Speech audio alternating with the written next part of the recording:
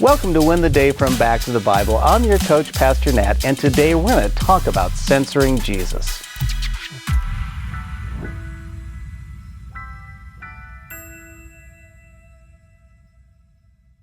One of my youngest son's favorite movies is Encanto. In this animated film is the song, "We Don't Talk About Bruno."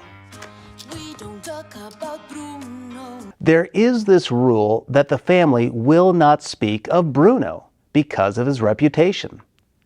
This censorship in the family is what many of us feel like today. We don't talk about Jesus because people do not like him or his word. Politics are forbidden, but so is Jesus. Well, this isn't new. The name of Jesus was being censored 2,000 years ago.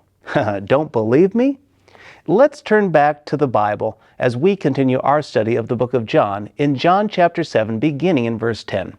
But after his brothers had gone up to the feast, then he also went up, not publicly, but in private. The Jews were looking for him at the feast, and saying, "Where is he?" And there was much muttering about him among the people. While some said, "He is a good man." Others said, "No, he is leading the people astray."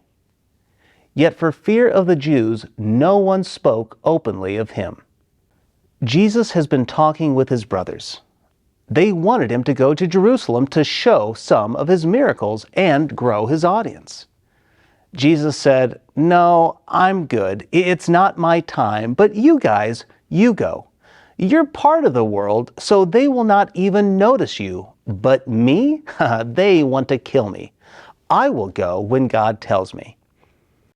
And then, in verse 10, it says, after his brothers had gone up to the feast, he goes up, but in private. Jesus refers to the Feast of Tabernacles as the feast, or this feast. In verse 8, Jesus is actually speaking in a disparaging tone.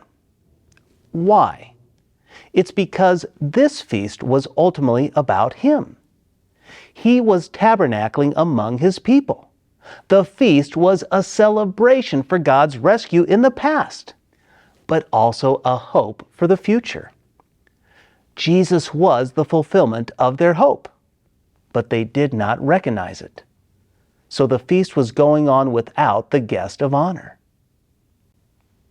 Notice he goes up late to avoid the crowds and the Jewish authorities, because in verse 11 it says they were looking for him.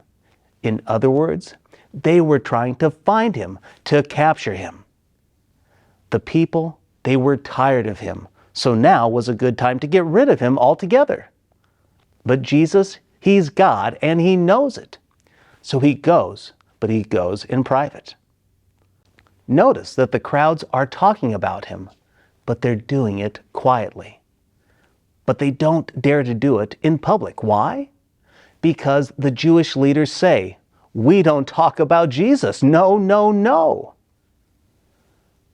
But take note what the quiet discussion is among the crowds. Some are saying how great Jesus is. He is a great man, they say. Others say, "No, you've got it wrong. He is a deceiver." Do you realize that both opinions are wrong? Jesus was not just a good man. Jesus was God in the flesh. He was the Messiah. They missed it. But the rest were even more wrong. He was no deceiver. But this marks the change in the crowds. They are turning on Jesus bit by bit.